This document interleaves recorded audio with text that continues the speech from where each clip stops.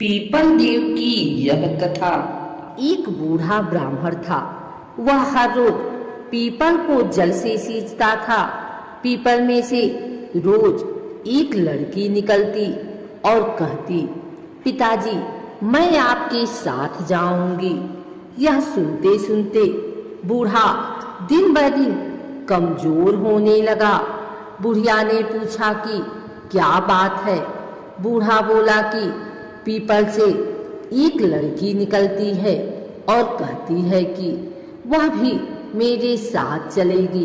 बुढ़िया बोली, कल ले आना उस लड़की को, जहाँ 6 लड़कियां पहले से ही हमारे घर में हैं, वहाँ 7वीं लड़की और सही। अगले दिन बूढ़ा उस लड़की को घर ले आया। घर लाने के बाद बूढ़ा आटा मांगने गया तो उसे पहले दिनों की अपेक्षा आज ज्यादा आटा मिला। जब बुढ़िया वह आटा छानने लगी तो लड़की ने कहा कि लाओ माँ, मैं छान देती हूँ। जब वह आटा छानने बैठी तो परात भर गई। उसके बाद माँ खाना बनाने जाने लगी तो लड़की बोली कि आज रसोई मैं बनाऊंगी। तो बुढ़िया बोली कि ना, तेरे हाथ जल जाएंगे।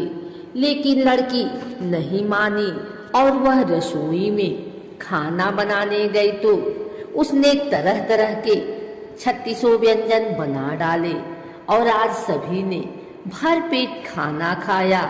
इससे पहले वह आधा पेट भूखा ही रहते थे। रात हुई तो बुढ़िया का भाई आया और कहने लगा कि दीदी मैं तो खाना खाऊंगा।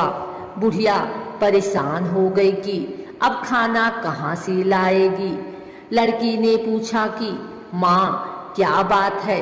उसने कहा कि तेरा मामा आया है और रोटी खाएगा, लेकिन रोटी तो सबने खा ली है, अब उसके लिए कहाँ से लाऊंगी। लड़की बोली कि मैं बना दूंगी और वह रसोई में गई और मामा के लिए 3600 व्यंजन बना दिए। मामा ने भर पेट खाया और कहा भी ऐसा खाना इससे पहले उसने कभी नहीं खाया है। बुढ़िया ने कहा कि भाई तेरी पावनी भांजी है, उसी ने बनाया है। शाम हुई तो लड़की बोली कि माँ चौका लगा के चौके पर दिया जला देना, कोठे में मैं सोऊंगी। बुढ़िया बोली कि ना बेटे, तू डर जाएगी। लेकिन वह बोली कि ना, मैं ना डरूंगी, मैं अंदर कोठे में ही सोऊंगी। वह कोठे में ही जाकर सो गई। आधी रात को लड़की उठी और चारों ओर आंख मारी तो धन ही धन हो गया। वह बाहर जाने लगी तो एक बूढ़ा ब्राह्मण सो रहा था। उसने देखा तो कहा कि बेटी तू कहाँ चली।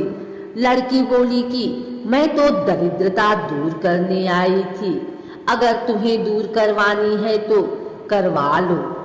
उसने बूढ़े के घर में भी आँख से देखा तो चारों ओर धन ही धन हो गया। सुबह सवेरे सब उठे तो लड़की को न पाकर उसे ढूंढने लगे कि पावनी बेटी कहाँ चली गई। बूढ़ा ब्राह्मण बोला कि वह तो लक्ष्मी माता थी, जो तुम्हारे साथ मेरी दरिद्रता भी दूर कर गई। हे लक्ष्मी माता, जैसे आपने उनकी दरिद्रता दूर की, वैसे ही सबकी करना। पीपल देवताओं का साकार रूप है। पीपल को जल चढ़ाने से देवता सकारात्मक ऊर्जा बढ़ाते हैं। पीपल में प्राण वायु बढ़ती है एवं प्रदूषण समाप्त होता है, जो एक दैविक कर्म है। पीपल पेड़ों में सबसे श्रेष्ठ माना जाता है। यहाँ तक कि भगवान श्री कृष्ण ने गीता में सभी वृक्षों में अपने आप को पीपल का वृक्ष बताया है। साक्षात भगवान विष्णु अथवा भगवान कृष्ण का ही स्वरूप है। अगर आप भी पीपल के पेड़ में दिया जलाते हैं अथवा पीपल की पूजा करते हैं तो भगवान नारायण की कृपा से आप पर अवश्य बनी रहेगी पीपल की कृपा।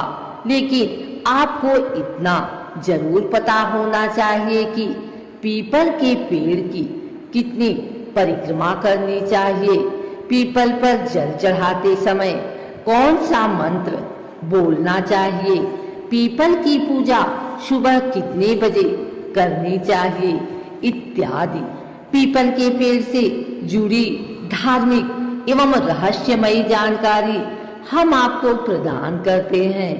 आइए सबसे पहले जानते हैं पीपल की पूजा का महत्व एवं पीपल की पूजा के फायदे। उसके बाद हम जानेंगे कि पीपल के पेड़ की कितनी परिक्रमा करनी चाहिए। हिंदू धर्म में पीपल को साक्षात भगवान नारायण का ही स्वरूप बताया गया है। पीपल की पूजा करने का प्राचीन काल से विशिष्ट महत्व रहा है। पीपल की पूजा करने मात्र से भगवान नारायण एवं महालक्ष्मी की पूजा की जाती है। अक्सर लोग अमावस्या एवं पूर्णिमा के दिन पीपल की पूजा करते हैं। पीपल ही एक ऐसा अद्वितीय वृक्ष है जिसके नीचे गौतम बुद्ध से लेकर के विभिन्न ऋषि मुनियों ने अखंड ज्ञान प्राप्त किया है। पीपल के वृक्ष को देखकर हैरान होते हैं क्योंकि पीपल का ही एकमात्र ऐसा वृक्ष है जो 24 घंटे ऑक्सीजन छोड़ता है। आइए जानते हैं पीपल की पूजा के फायदे। पीपल भगवान नारायण का स्वरूप है। पीपल में ही माँ लक्ष्मी का भी वास माना जाता है। पीपल के पेड़ में जल चढ़ाने के लिए विशेष बात का ध्यान रखना चाहिए कि सूर्योदय से पहले पीपल के पेड़ में कभी भी जल न चढ़ाएं। सूर्योदय से पहले पीपल का पेड़ देखना भी नहीं चाहिए और ना ही पीपल के पेड़ के पास जाना चाहिए। जब सूरज उग जाता है उसके बाद ही पीपल के पेड़ में जल चढ़ाना चाहिए। ऐसा शास्त्रों में उल्लेख पाया जाता है। सूर्योदय से पहले पीपल के पेड़ के पास जाने से अथवा पीपल के पेड़ की पूजा करने से, पीपल के पेड़ में जल चढ़ाने से, पीपल के पेड़ की परिक्रमा करने से घर में दारिद्र्य आता है। अतः सूर्योदय के बाद ही पीपल के पेड़ में जल चढ़ाना चाहिए।